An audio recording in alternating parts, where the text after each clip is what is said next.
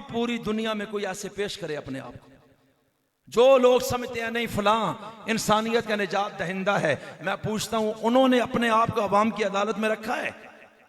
अवाम तो जज्बात का इजहार करेगी।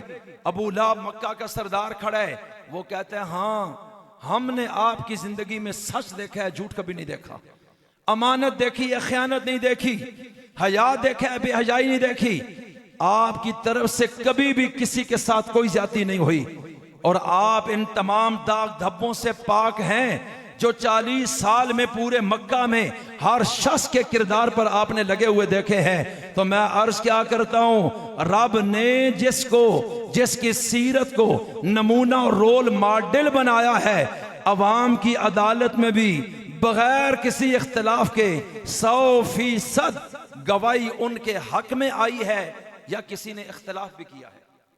जोर से बोलो।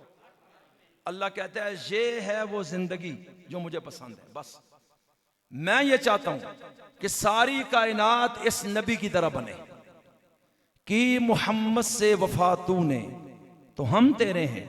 अल्लाह कहता है, अल्लामा इकबाल बयान करता है अपने अल्फाज में पैगाम खुदा को कि मोहम्मद से वफा तूने तो हम, ऊंचा बोलो, कि मोहम्मद से वफा, एक हस्ती है इसके वफादार बनो। तो मुझे बताओ मेरे नबी के चेहरे मुबारक पर दाढ़ी थी या नहीं थी? तो आज कलमा गो दाढ़ी मुंडा कर किसकी जिंदगी के पीछे जा रहा है, थोड़ा सा सोचना है उसने। आज हम मुसलमान हैं, हम झूठ बोलते हैं, हम धोखा देते हैं, बहनों की विरासत हम खा जाते हैं, यतीमों के माल को हम हड़प करते हैं, जुल्म हम करते हैं, ज्यादतियां हम, सूद, जुआ, दुनिया की हर चीज हमारे अंदर खड़ी है। वो कोई ऐसी बात बता दें जो आज हमारे मुआशरे में, पाकिस्तान इस्लामी मुल्क है दुनिया में सबसे बड़ा नाम के लिहाज से, कि इसमें सबसे ज्यादा इस्लाम का जज्बा है। इस पूरे पाकिस्तान का कोई एक बाजार आप दिखाएं जहां 100% रसूलुल्लाह की सीरत के मुताबिक तिजारत हो रही हो? कोई है? बोलो। पाकिस्तान का कोई इदारा रसूलुल्लाह के तर्ज पे चल रहा हो कहीं भी? कोई है? तो क्या है ये प्रोग्राम क्यों रखे जा रहे हैं? कि हम अपना माइंड थोड़ा सा चेंज करें कि हम गलत जा रहे हैं, और बहुत जल्द हमने मरना है और हमें छुड़ा कोई नहीं पाएगा। अब आओ जरा सहाबा इकराम की तरफ। वो सारे उस जालिमाना मुआशरे का हिस्सा थे। ये रोशनी जब आई ना, लक़द जाअकुम मिनल्लाहि नूर व किताबुम मुबीन, ये तालीमात नबूवत आई, रोशनी यूं आई। अब उन लोगों ने जब कबूल किया तो उन्होंने बहुत गौर करके समझ लिया कि यही वो लाइफ स्टाइल है जो हमें इख्तियार करना चाहिए, हमें इनकी तरह बनना है। बस उस वक्त उस कौम का एक फैसला हुआ, उनको पता था रद्द अमल क्या होना है, इसके नतीजे में हमने क्या कुछ खोना है और क्या पाना है, और फिर इस एक ही हस्ती को फॉलो किया। उसके नतीजे में क्या होता है?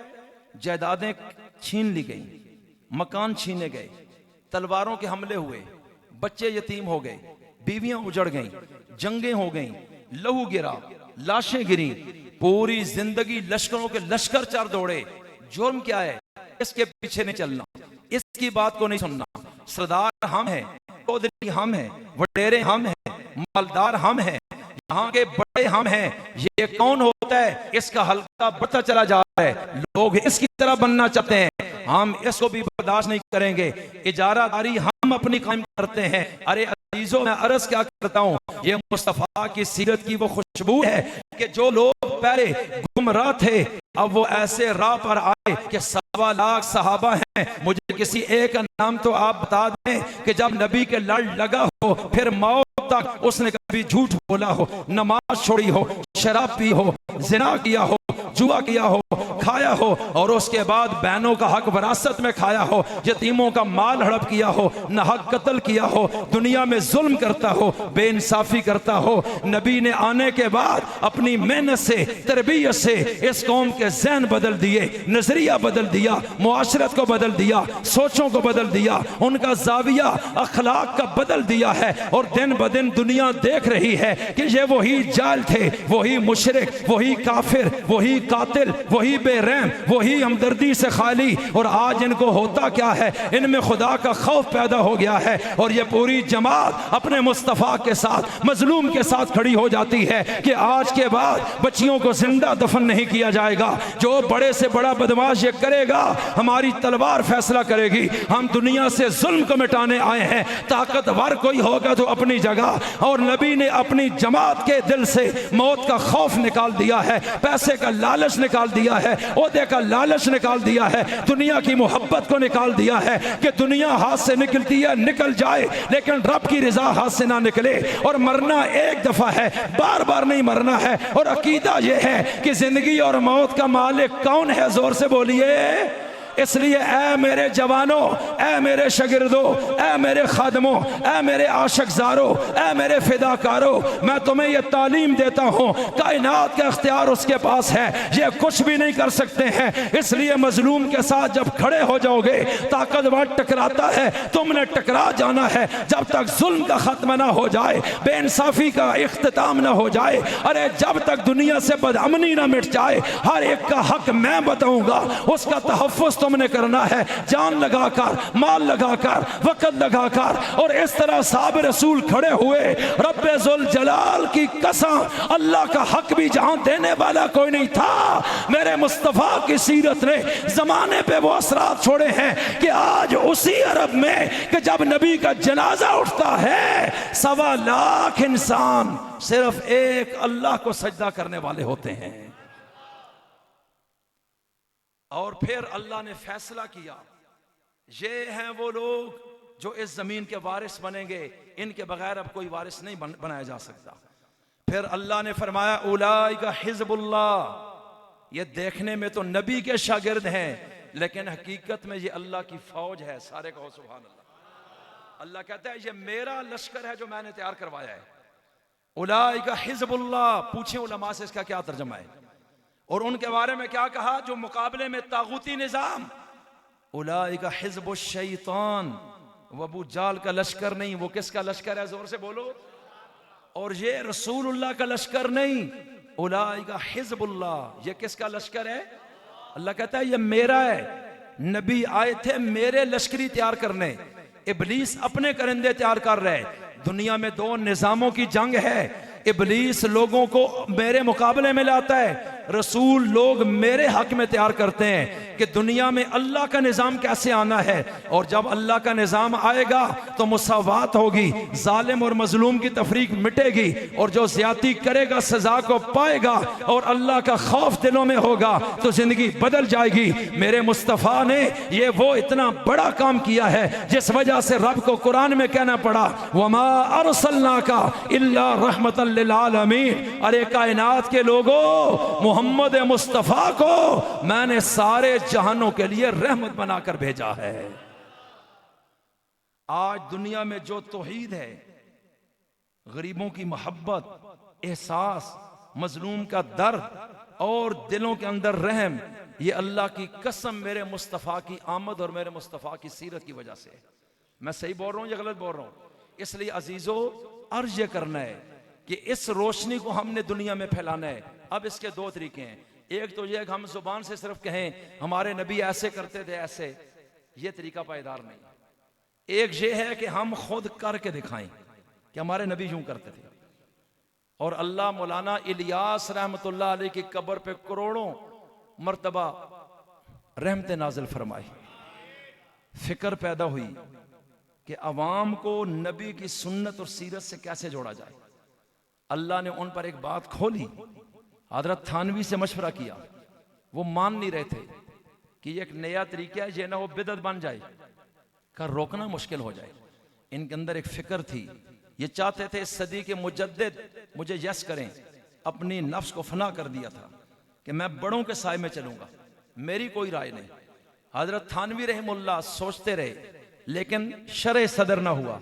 फिर इन्होंने चंद बंदों की जमात उस तरह तैयार की, कुछ अरसा लगा के सर से पांव तक सुन्नत का नक्शा उन मेवातियों में जिंदा किया कि बोलना क्या है, टखने नंगे रखने हैं, मिसवाक करनी है, दाढ़ी रखनी है, नमाज पढ़नी है, मशवरा करना है, खाना इस तरह खाना है, नहाना यूं है, मस्जिद में आते हुए दायां पाँव पहले डालना है, वाशरूम में जाते हुए बायां डालना है, दुआएं ये पढ़नी है, और फिर इस तरीका अमीर की इताअत करनी है, बाजार में यूं चलना है, लोगों को यूं दावत देनी है, पैसे अपने लगाने हैं, वक़्त अपना लगाना है, किसी के घर में नहीं रहना, किसी से मांगना कुछ नहीं है। ये वो पैगंबरों वाली फिक्र और उनकी मिन्नत करके जिरगा बन के दरवाजे पे जाना है कि मेहरबानी करके मस्जिद में आओ, कोई बात करनी है। जब वो आ जाए उसको ये कहो कि हमने जिंदगी अल्लाह के हुक्म नबी के तरीके के मुताबिक गुजारनी है, हम आपको ये मैसेज देने आए हैं। और जब वो बात सुनेगा तो अब तड़प पैदा होगी कि मैं सीखना चाहता हूं, मैं पढ़ा तो नहीं। वो मसरूफ बंदा होगा, घर की जिम्मेदारी होगी,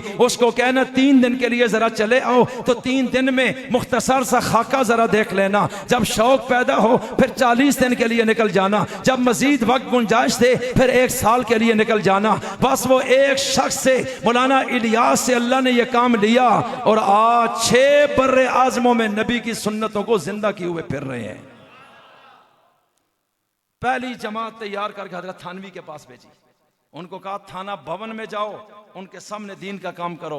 अगर उन्होंने कहा बिल्कुल ठीक, फिर इस जमात को दुनिया में फैलने से कोई नहीं रोक सकेगा। और अगर हजरत ने कह दिया नहीं तो फिर हमारे लिए परेशानी है, फिर हम उनके बगैर कदम नहीं उठा सकते। जब पहली जमात वहां गई, हजरत थानवी को जाके मिली और वो पेंडू किस्म के लोग थे, जट किस्म के लोग थे। हजरत थानवी ने देखा, उनकी बातें सुनी, हजरत मुतासिर हुए। उन्होंने कहा जी हमने 3 दिन यहाँ काम करना है, लोगों को नमाज के लिए बुलाना है। फरमाया अच्छा ऐसे करो, 3 दिन का खाना मेरी तरफ से होगा, वो सामने तंदूर है और ये पैसे पकड़ लो, रोटियां लेकर खाते रहना। अब 3 दिन जब उन्होंने वो काम किया, हजरत थानवी रहमुल्लाह ने रिजल्ट देखा, फिक्र देखी, तरीका देखा, एक एक शख्स की तड़प देखी। उन्होंने हाथ उठाए, ऐ रब्बे करीम कबूल फरमा। और वो पहली जमात जब वापस आती है, मौलाना इलियास को कारगुजारी सुनाती है, हमने ये किया, वो कहते हैं इन बातों को छोड़ो।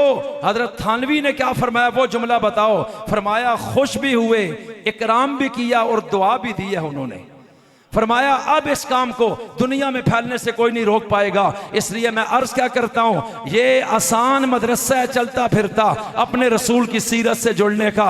हमारे नबी खाना खाते थे कैसे, सुन्नत तरीका क्या है वो आपको मुज़ाकरा करके बोलेंगे। हाथ धोना है, फिर आपने यूं बैठना है, फिर अपने सामने से खाना है, 3 उंगलियों से खाना है, बिस्मिल्लाह पढ़ के खाना है, आखिर में यह पढ़ना है, शुरू में यह पढ़ना है। बस एक दफा आपने सीख लिया, अब पूरी जिंदगी उस पर अमल करना है। ये एक चीज नबी की सुन्नत के मुताबिक हो गई। अब पानी पीना है तो कैसे पीना है, इसकी सुन्नत क्या है, कितनी सुन्नतें हैं जो नबी के तरीके के मुताबिक हो जाए। जी बैठ के पीना है, बिस्मिल्लाह पढ़ के पीना है, बर्तन दाएं हाथ में पकड़ना है, पानी में देख के पीना है, 3 सांस में पीना है, सांस बर्तन में नहीं लेना है, आखिर में अल्हम्दुलिल्लाह कहना है। अल्लाह कहता है इस तरीके से तू पानी पिएगा मैं तुझे सवाब अता कर दूंगा।